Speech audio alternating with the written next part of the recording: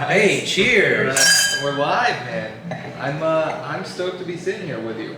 We've done really well in our store with Ancient Peaks over the last couple of years, and it's a testament to how phenomenal your wines are in this area, and it's a pleasure to be sitting with you here today. Hey, well, thank you guys for making time to come out and support. You know, Yeah. we love growing grapes, making wine, but without you guys out there representing the front lines, man, we couldn't be here. Yeah, well, it's even more of a testament to how great you guys are, because you came straight out of the vineyards to come over here today. It is the season for squeezing, man. Yeah. Here we are, September 21st, I think, is today, and Yeah, well, 20th. 20th. There you go.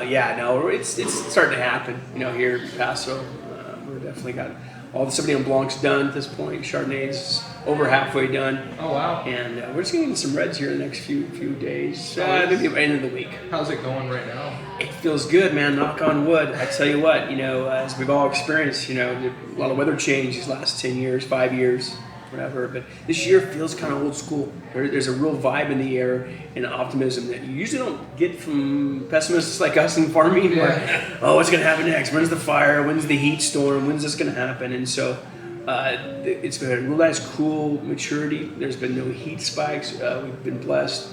No fires just down here in Paso, Robles. So everybody's really happy. There's lots of natural acidity to the grapes this year. So optimism's high. You know, Mike, we're terrible at this because we just started, and Mike, Sinor. Yes, Sinor, yeah. And the founding winemaker for Ancient Peaks. Ancient Peaks. Yeah. Yep. And of course, we carry all the wines. You know, all the wines that are available in Florida. Cool. And including One Stone and. Oh, you nice. know, Yeah, that's Amanda's new project. We love that thing. Could you tell everybody about that project so people know a little bit about it? Oh, for sure, man. It's a really fun project. You know, Amanda Widstrom Higgins, who's our really operations manager, she's family of the three families, Filipponis, the Rossis, and Widstroms. And she's Carl's daughter. And she really leads the project for us these days. And so she came up, her and actually, it's kind of started with Chuck Fuya, Master Sommelier out of Hawaii. So our real good friends of Ancient Peaks, Amanda. So they started an event called Wine Speak. It happens in January. So we brought in winemakers from all over the world here for a weekend of tasting. And then she wanted to really kind of give back to the community. And really, she chose to focus on women in the wine and beverage business. So we're talking beer and spirits too. And so this idea of One Stone came up, and she just really kind of, Stuart Cameron, who's the winemaker at Ancient Peaks, myself, we're kind of putting the stuff together, but it's really about using other grapes in Paso Robles, which is kind of fun, and just over-delivering for quality. Again, it's a kind of a value price point wine, but she's really gathered different people, in particular, like the artists for the label. She's a young lady. It's her very first commission in her whole life. Wow. And she's a studying artist, lives here in Santa Margarita, and is a friend of the family here. So that she designed the label, and that's what it's about. It's kind of a fun, everyday wine at a great price, but most importantly, gives back to the community. And so with that money acquired from some of the proceeds from that project, she will then sponsor ladies from all over the country. They fly here on the dime of this, you know, it's a free trip for them. They fly here to Santa Margarita Ranch, spend several days camping out on the ranch and listening to guest speakers talk about leadership, talk about passion, talk about how to get ahead, you know, and the challenges of being a woman in the wine business, so in beverage business. So that's really what it's about. Well, that's phenomenal. And It's great wine too. Like that was the one thing I loved about it. It wasn't just like. there's a lot of You know, cool stories, but if the wine's not there to back it up, Yeah. then it's just another cool story. And that's an awesome wine. We were introduced to it on a tasting that we did on a Friday night, Yeah. and we never do this actually. It's something that we are very adamant about. We try wines before they come in. Of course, right? You want to make sure the product's great. It was kind of pitched to us last minute. We dropped it on the table, and it was awesome. And I think it crushed everything that night, right? It's so funny. It's so funny. I think I sent Laura a picture of like cases of your wines like stacked to the ceiling, ready for the tasting. Oh, beautiful, man. Yeah, no, it has to be. At the end of the day, guys, I'm kind of the old guy actually with this whole company in terms of years in the wine business. And you've got to just overachieve. I mean, wine quality has to be job one. Everybody today, especially these last 5 years, when everybody and their cousin, their aunt who works in Hollywood and sold their Google stock is doing this, you've got to absolutely focus on wine quality. Don't let the stories outpace the wine. When the wine tastes great, wine sells well. Wine sells well, ownership's stoked. When they're stoked, Jaime Munoz in the vineyard, me, Stuart, the guys getting it done, we're stoked because we're, everybody's happy. So it's always got to leave with wine quality. And you have the perfect area for it. I mean, this Paso Robles area, it's a dream for a winemaker, I would imagine. I mean, the climate's great. You've got as many different soil types as you want to play with. I mean, you got a lot going on. Who knows how many grapes you're growing here? I mean, you have the ability to play. We do. I tell you what. I mean, Paso Robles, like you said, when you look at a bigger picture, Paso Robles halfway between San Francisco, Los Angeles, on the coast. But we're coming together of the Pacific tectonic plate is going underneath the Northern Continental tectonic plate. So therefore, action, energy, diversity. That's really what we're here today experiencing in Paso Robles.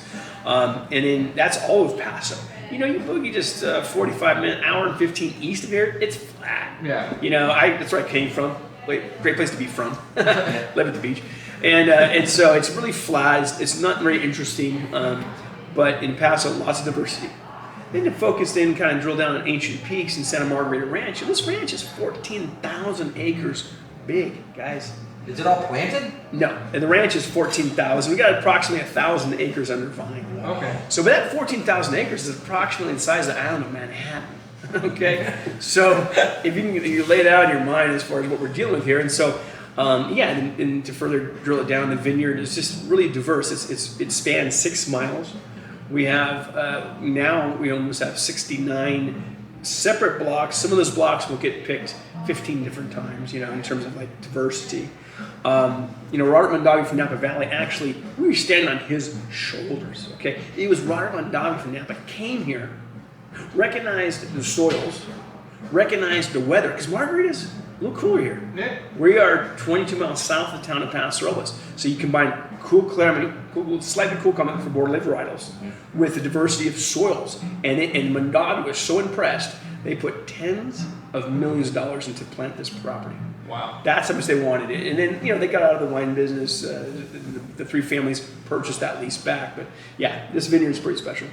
Yeah, I've heard that story, that Mondavi story. I think that was so amazing. And Laura was one who told it to us, maybe 5-6 years ago when we started carrying wines. And it's just a great story about, you guys, you really had to hop up and get to work. Right? Yeah, it was pretty rapid. I was a winemaker at a vineyard guy at a different small facility, and I got a phone call from ownership, and they didn't have a company in the wine business yet. They were growing grapes for many years.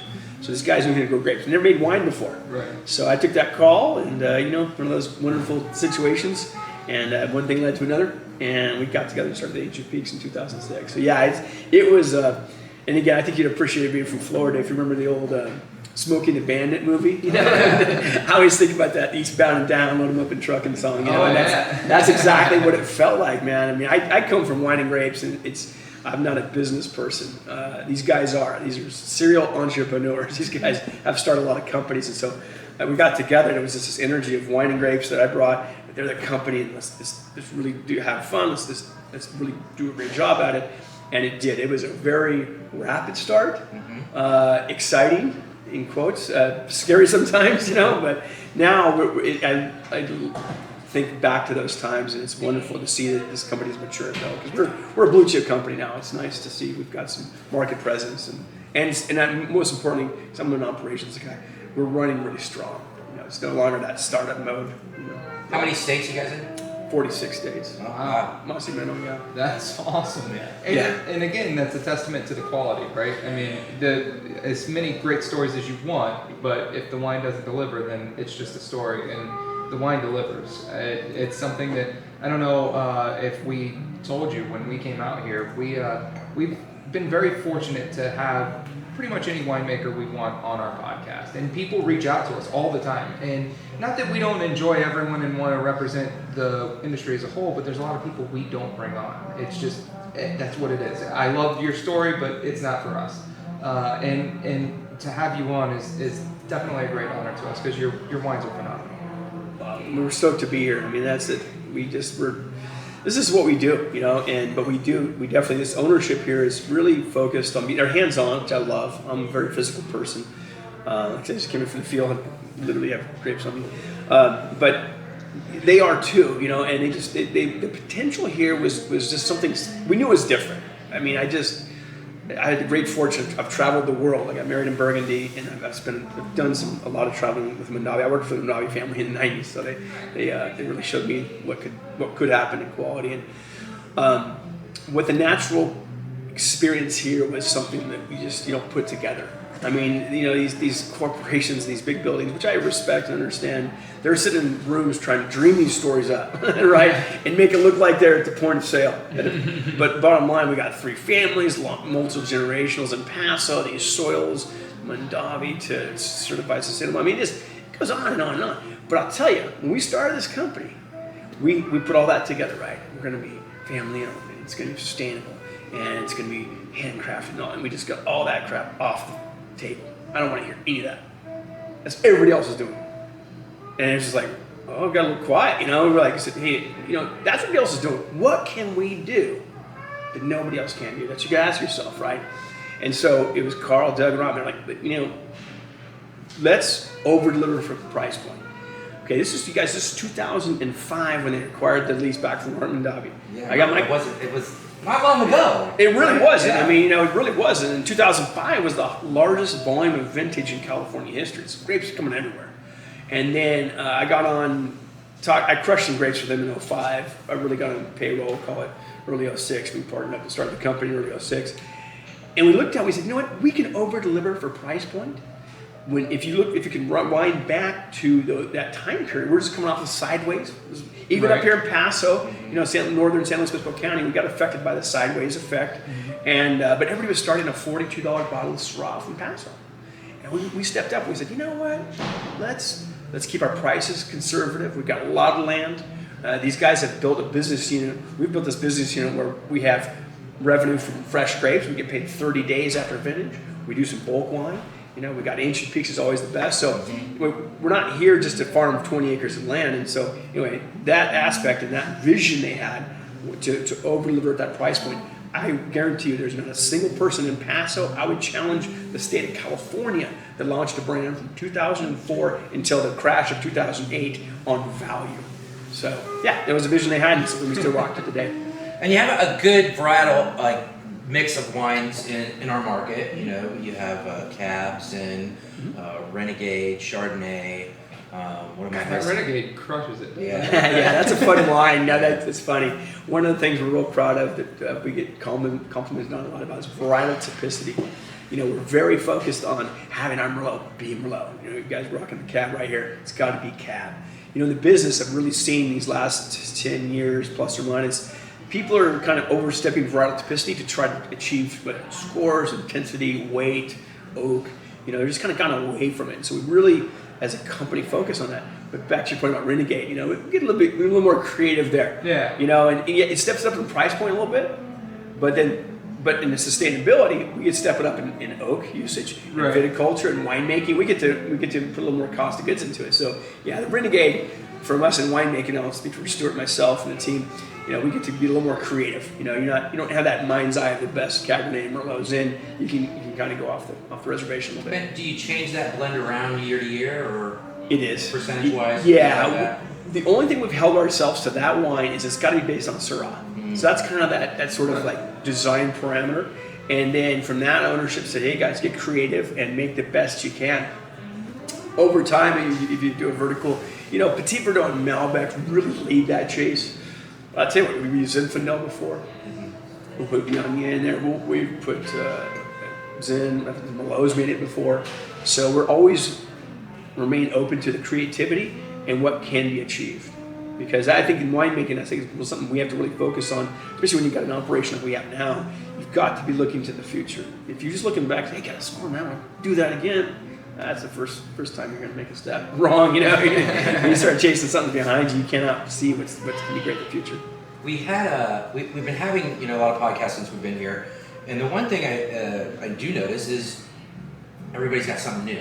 Like everybody's planting vineyards, everybody's planting different varietals. Everybody, is during COVID they built a place, for customers to come out and sit, and a lot of things have changed, mm-hmm. and all I think for all the better, right? Oh yeah, it's the one thing constant in life is change, man. So I think I've seen a lot of that for sure. I do know from Ancient Peaks perspective, we take a little different tact. It's because I guess we have a new wine out. We have a new Cabernet. I'm gonna take that back. We just launched a new Cab, but that is the first new wine we've launched since Chardonnay came out 5 years ago. So another design parameter when we started this company, because we did the survey when you're starting something new, and everybody's launching in the marketplace with 16 varietals, and 16 SKUs. And we come in the marketplace with 5 SKUs, and we're expanding a little bit because we've earned this, 15 years of doing it. So I don't know, I was gonna say from Ancient Peaks perspective, when it comes to the work we do together with you guys, the wholesale chain, wholesale direction, we're pretty conservative. We only sell, we're selling 6 wines now. We have 18 different varietals we're growing. So Wow. we can throw all kinds of things out there in the marketplace, but our philosophy is figure out who you are and go be good at it. Absolutely. It's smart. It's really smart. And again, you've got how many different varietals? 16? 16 Right. plus minus, sometimes I gotta look at it. Yeah, it's Well, 16 to 18. And that's the beautiful thing about Paso, right? I mean, you can grow what your mind desires. I mean, really, you can grow a ton of stuff, but sticking to, a couple things that you crush it at, and that's what you're going to be great at. That's what you're known for. That's phenomenal. And you got Oyster Ridge, Yeah. I mean, which is, that's a beautiful, that's in our cellar, that is a Yeah. beautiful wine. Yeah, that's Tell me how you guys started that project, how that happened. Very great question. So that started really for me. It was education, right? As I spoke about, the 3 families were grape growers. So if you guys have been in business, so a grape grower who's a pure grape grower, and then you got a winemaker who just buys grapes, right? Right. Are you start off with conflict, right? And the bottom line is how much you want to pay, right? So there can be conflict, and so these guys are high middle-aged farmers. So I'm not going to call them too old because I'm middle-aged, so I guess they are old. But anyway, so there's a certain untrust of winemakers because when a company who was going to buy wine from these guys, now these guys are talking 1,000 acres here. Back in the beginning, we used to have another 1,000 acres. We had 2,000 acres of grapes, guys. It's very serious. So they're selling to mostly big companies who want 5 or 10 truckloads, making $300,000 deals with you, and say, hey, how do we do? How do the grapes taste? They weren't that good. It's because next year maybe we'll buy more, and they want a lower price. So when I got with them, it was about education. I said, guys, I could sense, I knew from experience, there's a slight distrust of winemaking, healthy because you got to do business. But now that I was internal, I'm internal. Like, okay, and so I started making different lots of wine, just crazy things. One of the things I'm really passionate about is education.